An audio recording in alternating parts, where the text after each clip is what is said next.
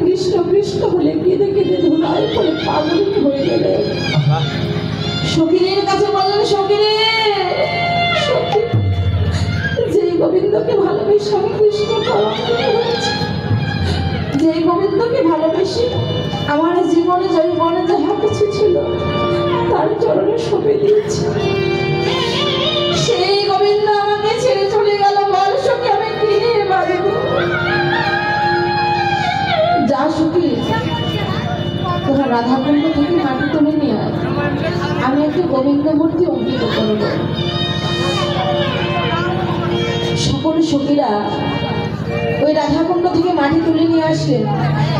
মাটি তুলে নিয়ে এসে রাধারানীকে দিলেন। রাধারানী আমার গোবিন্দের মূর্তি অঙ্কিত করলেন। হাতে বাঁশি দিলেন, মুখে হাসি দিলেন, মাথায় চোলা দিলেন। এই জানুদেশ পর্যন্ত তৈরি করলেন, অঙ্কিত করলেন, কিন্তু দুটি চরণ অঙ্কিত করলেন না। সকল সখীরা বলছে, রাধে, গোবিন্দের সকল কিছু অঙ্কিত করলি, কিন্তু গোবিন্দের তুমি চরণ কেন অঙ্কিত করলি না? রাধানী কেঁদে কেঁদে বলেছিল, সখী, যে গোবিন্দকে এত আমি ভালোবেসেছিলাম সেই গোবিন্দ আমাকে ছেড়ে চলে গেছে। আমি এই গোবিন্দের তুমি চরণ কেন অঙ্কিত করি জানিস সখী? সেও যদি আমাকে ছেড়ে চলে যায়, বল সখী, আমি কি নিয়ে বাজবো সখী? শোন শোন ওরে সখী, এই জগতের সংসারে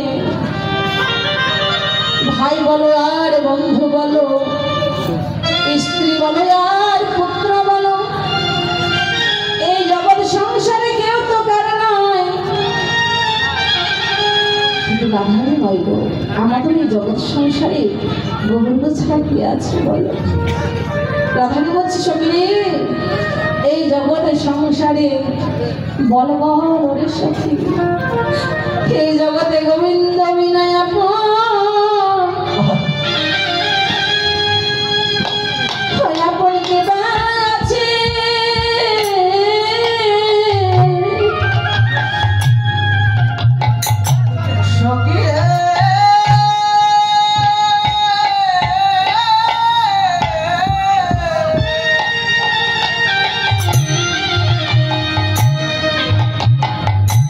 জগতে গোবিন্দ বিনা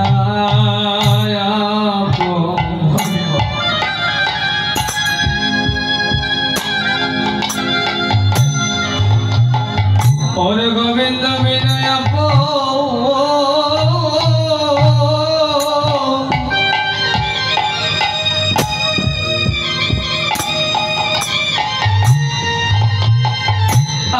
আমার কে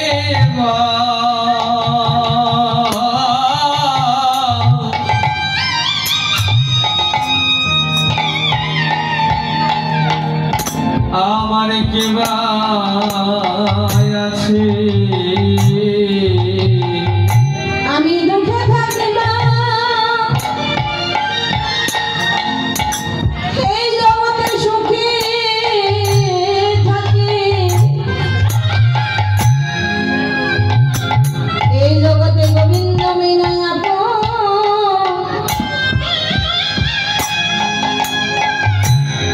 সখীর সেবা আছে। ওরে আমি দুঃখে থাকি কিবা,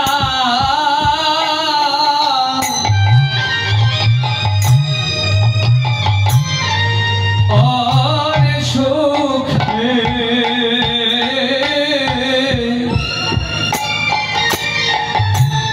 ওরে আমি সুখে থাকি।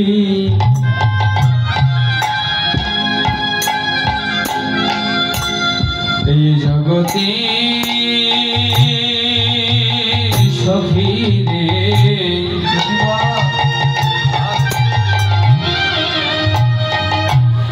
এই জগতে গোবিন্দ বিনয়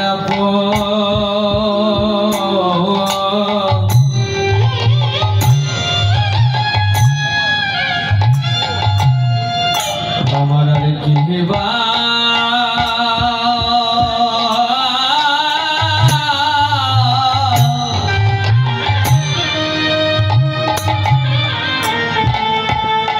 আপন के बाया